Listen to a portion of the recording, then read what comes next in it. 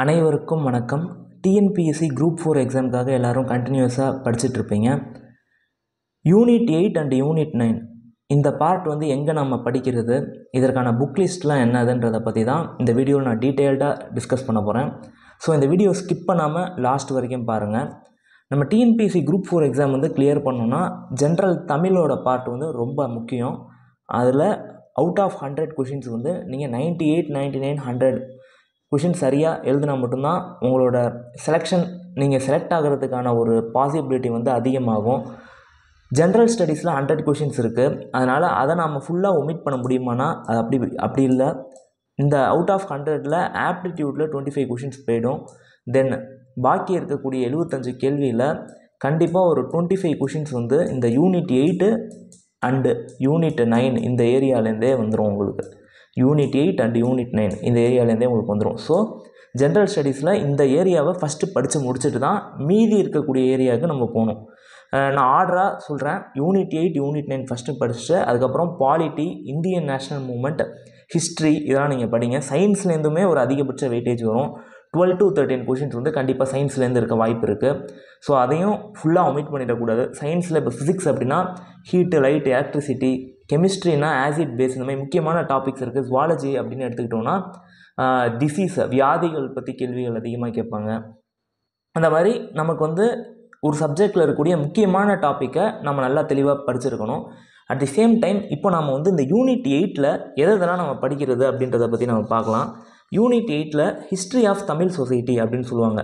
தமிழில் தமிழ் சமுதாய வரலாறு, அது தொடர்பான தொல்லியல் கண்டுபிடிப்புகள், சங்க காலம் முதல் இக்காலம் வரையிலான தமிழ் இலக்கியம் அப்படின்னு சொல்லி கொடுத்துருக்காங்க. இதுக்கு ஹிஸ்ட்ரி சமச்சீர் கல்வி 6th to 12th வரைக்கும் நீங்கள் ரெஃபர் பண்ணணும். ஏன்னா ஆர்கியாலஜிஸ் ரிலேட்டடாக கொஷின்ஸ் நமக்கு கேட்பாங்க அப்படின்னு சொல்லி சிலபஸில் கொடுத்துருக்காங்க. தென் தமிழ் லிட்ரேச்சர், தமிழ் சங்க காலம் முதல் இக்காலம் வரையிலான தமிழ் இலக்கியம்.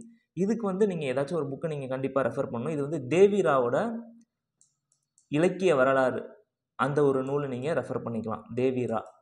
அப்படி அது படிக்க முடியல அப்படின்னா தமிழ் சமச்சீர் கல்வி Tamil book 6th to 12th வரைக்கும் இருக்கக்கூடிய அந்த புது புக்கை நீங்கள் ரெஃபர் பண்ணணும். இது புது புக் தான் நான் சொல்லியிருக்கேன். இதுவுமே நியூ புக்கு தான்.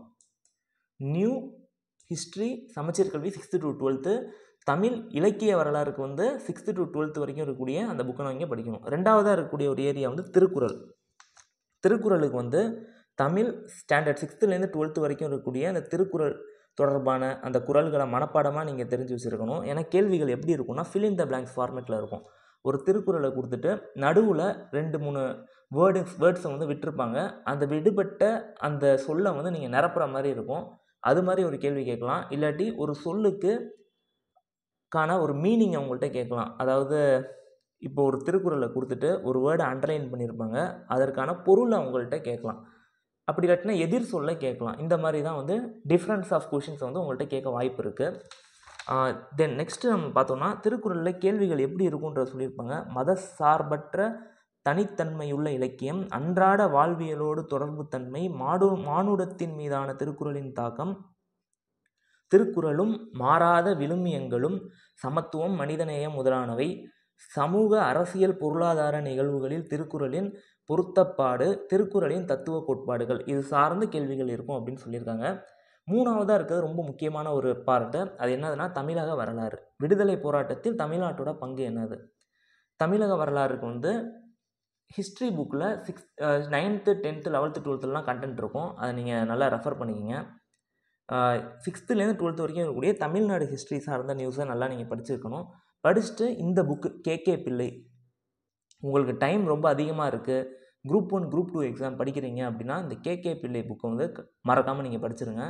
இதுலேருந்து தான் அந்த தமிழக வரலாறுலேருந்து அதிகமான கேள்விகள் இடம்பெறும் கண்டிப்பாக. ஓகே, இதில் சொல்ல புக்கெல்லாம் நீங்கள் நல்லா தெளிவாக படிச்சிட்டிங்க அப்படின்னாலே யூனிட் 8லேருந்து வரக்கூடிய கேள்விகளை உங்களால் ஈஸியாக ஆன்சர் பண்ண முடியும். தென் நெக்ஸ்ட் இருக்கிறது யூனிட் 9. யூனிட் 9 அப்படின்னு நம்ம பார்த்தோம்னா இது எல்லா தகவல்களுமே கவர் ஆகுற மாதிரி ஒரு புக்கு இல்லை. அப்படி ஒரு புக்ஸ் இன்னும் மார்க்கெட்டில் அவைலபிளாக இல்லை. இதுக்கு என்ன பண்ணலாம் நீங்கள் அப்படின்னு பார்த்தீங்கன்னா எனி ஒன் மெட்டீரியல். நான் ப்ரிஃபரபிளி கவர்மெண்ட் சோர்ஸ் தான் நான் சொல்லுவேன். தமிழ்நாடு கேரியர் சர்வீஸ் அப்படின்னு சொல்லி ஒரு வெப்சைட் இருக்குது. கரண்ட் அஃபேர்ஸுக்கு இந்த வெப்சைட் தான் நான் ரெஃபர் பண்ணுவேன். Tamil Nadu career service. இது வந்து தமிழக அரசால் நடத்தப்படக்கூடிய ஒரு வெப்சைட் இது.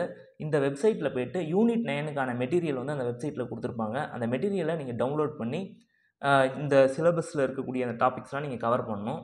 நெக்ஸ்ட்டு 2வதாக இருக்கிறது வந்து தமிழக புவியியல் கூறுகளும் பொருளாதார வளர்ச்சியில் அவற்றின் தாக்கமும்னு சொல்லி யூனிட் 9 சிலபஸில் கொடுத்துருக்காங்க. இது வந்து ஜாகிரஃபி புக்கில் கவர் ஆகும். இது ஜாகிரஃபி சமச்சீர் கல்வி புக்கு, புது புக்கில் இந்த டாபிக் வந்து கவர் ஆகிருக்கு. இதை படிச்சுக்கோங்க. தமிழகத்தின் கல்வி மற்றும் நல்வாழ்வு முறைகள், தமிழக மக்களோட லிட்ரஸி ரேட்டு, கல்வி அறிவு எப்படி இருக்குது, தென் பெண்கள் சார்ந்து இருக்கக்கூடிய திட்டங்கள், கல்வி சார்ந்து இருக்கக்கூடிய திட்டங்கள், நல்வாழ்வு முறைமைகள், இது மாதிரி இருக்கக்கூடிய ஸ்கீம்ஸ் எல்லாம் நீங்கள் வந்து கண்டிப்பாக படிச்சிருக்கணும். ஃபஸ்ட்டு இருக்கிறது வந்து சமூக நீதியும் சமூக நல்லிணக்கமும் சமூக பொருளாதார மேம்பாட்டின் மூலாதாரங்கள் அப்படின்னு சொல்லி கொடுத்துருக்காங்க. இது ரிலேட்டடாக இருக்கக்கூடிய ஸ்கீம்ஸு, இப்போ லேட்டஸ்ட்டாக கரண்ட் அஃபேர்ஸில் இருக்கக்கூடிய நியூஸஸ்லாம் நீங்கள் கொஞ்சம் கோத்ரூ பண்ணிட்டு எக்ஸாமுக்கு போனால் உங்களால் இந்த யூனிட் 9 பார்ட்லேருந்து ஃபுல் மார்க்ஸ் உங்களால் ஸ்கோர் பண்ண முடியும். இந்த யூனிட் 9 பொறுத்த வரைக்கும் இந்த மெட்டீரியலை நீங்கள் ரெஃபர் பண்ணிக்கிங்க. தமிழ்நாடு கேரியர் சர்வீஸை இந்த வெப்சைட்டில் போய்ட்டு உங்களோட யூசர் ஐடி அண்டு பாஸ்வேர்டை க்ரியேட் பண்ணிக்கிங்க.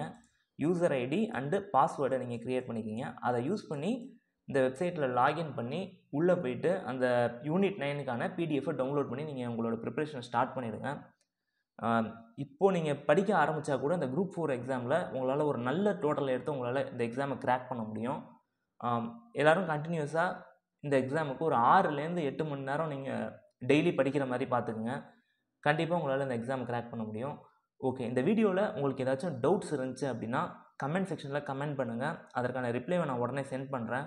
இல்லை ஏதாச்சும் ஒரு ஸ்பெஷலான ஒரு டாப்பிக்கில் வீடியோ தேவை, இல்லை ஒரு சப்ஜெக்ட் ரிலேட்டட் லெக்சர்ஸ் தேவை அப்படின்னாலும் எனக்கு கமெண்ட் செக்ஷனில் கமெண்ட் பண்ணுங்கள். அதற்கான வீடியோ நான் உடனே மேக் பண்ணி இந்த சேனலில் அப்லோட் பண்ணுறேன். இந்த வீடியோ இவ்வளோ நேரம் பொறுமையாக பார்த்ததுக்கு ரொம்ப தேங்க்ஸ். தேங்க்யூ. தேங்க்ஸ் ஃபார் வாட்சிங்.